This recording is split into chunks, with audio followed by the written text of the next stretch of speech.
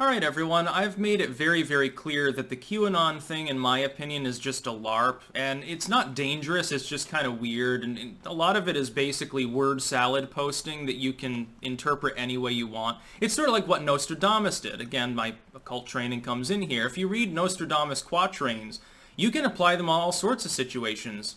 Most of the quatrains, you could find dozens of examples of things that at least loosely comport to the sort of cryptic statements that are being made there.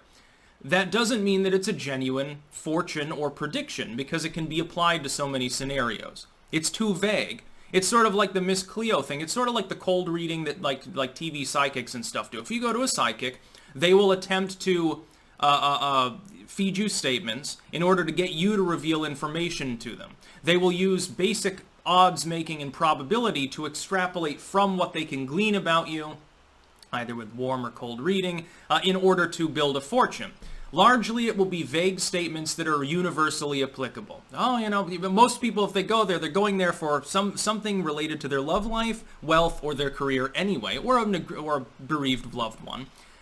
As long as you can figure that out, there's a pretty good chance that you can do a pretty good cold reading of them and be reasonably astute and accurate, and then they'll give you money, and then they'll probably come back at some point, because it can become an addiction. That's what you get with the QAnon stuff. Vague statements, sometimes word salad that is universally or nearly universally applicable, especially in a world where you've got an aggregation of every bit of news and politics under the sun available for anyone on the internet. It's way easier to find a situation that applies, especially if you're feeding it out on a cosmopolitan message board, a place like 4chan, a forum like that. It is very easy for at least one person to say, oh, well, there was a local news story, and this sort of reminds me of it. Oh, wow, QAnon predicted the fall of the Venezuelan government. QAnon predicted the flood in China. QAnon, obviously it was sabotage. Somebody hit it with a rod from God. The meteor struck. QAnon said something about this rock falling a month ago or something. That being said, while it is screwy and it is Nostradamus-esque bullshit, basically, while it is a LARP, it is harmless.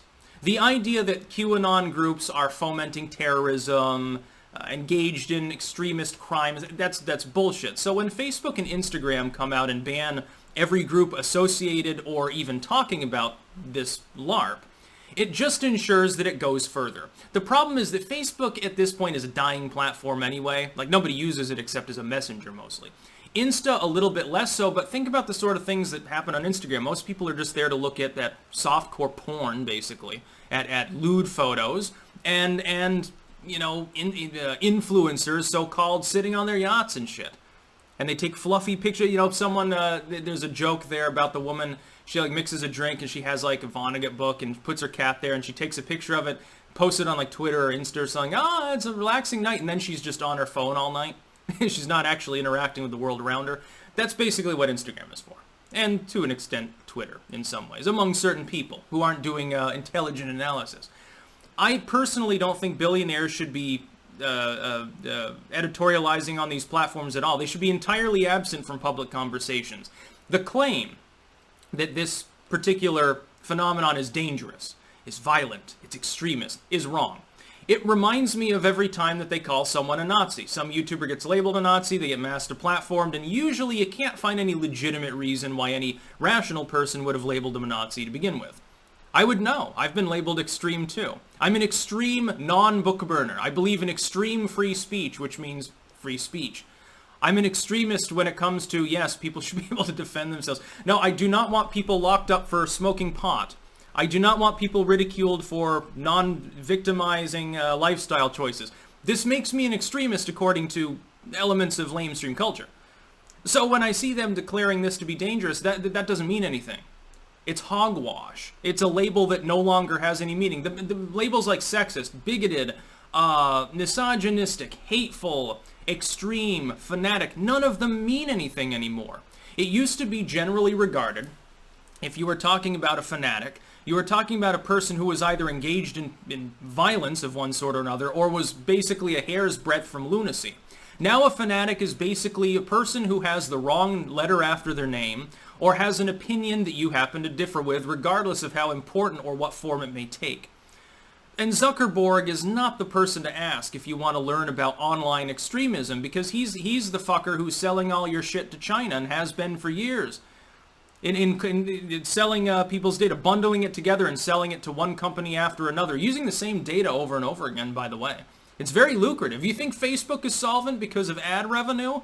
You think they're solvent because of corporate advertising at this point? Nobody fucking gives a shit. Nobody's advertising on Facebook, except for Russian troll farms to the tune of 2 votes worth of donations, I suppose. No. The QAnon thing's a LARP, but it shouldn't be banned.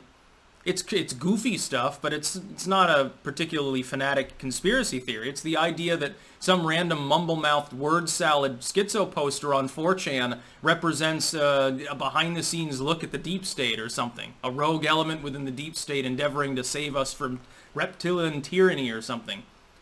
It's a bunch of fucking bullshit, but it's harmless. Yeah, there's all sorts of bullshit out there. Again, like Miss Cleo's tarot card readings. Well, at the end of the day, who cares? Elements of astrology, which I vaguely believe in certain elements of it, but a lot of it's bullshit. A lot of elements of the occult, of spirituality in general, ultimately at the end of the day are fraudulent. It's card tricks, parlor magic, stuff like that. It can be interesting. Dream interpretation can, though, be really off the wall. Again, you can look into your psychology through it. That's a pretty mainstream view. I believe it has higher connotations, but for the most part, if you're calling up some psychic and saying, well, I have these weird dreams, what do they mean? You're going to get a bunch of bullshit. Vaguely and easily applied to lots of real-world scenarios so as to increase its perceived accuracy. But that doesn't mean that some fanatic is going to start a race war or terrorist attacks by posting on 4chan. Look, we've been through this shtick before. We've had these different groups, the legacy media, lamestream politicians, claim this about multiple websites. They've claimed it about multiple political sub-movements. They claim it all the time about independent creators, like Colette was just kicked out of his own bank. Why? Yeah, who knows? I guess he had a kid, so he's contributing to non-diversity by having a kid of European extraction. It's bullshit. And for the Silicon Valley giants, which often employ child slaves in foreign shores, certainly low-paid workers in India and Pakistan and so forth for tech support. For these groups that sell your data to China, for these groups that openly interfere in the U.S. election, among other things, to be talking about what is right or should be or should not be online and allowed is horseshit. That's about all. Peace out.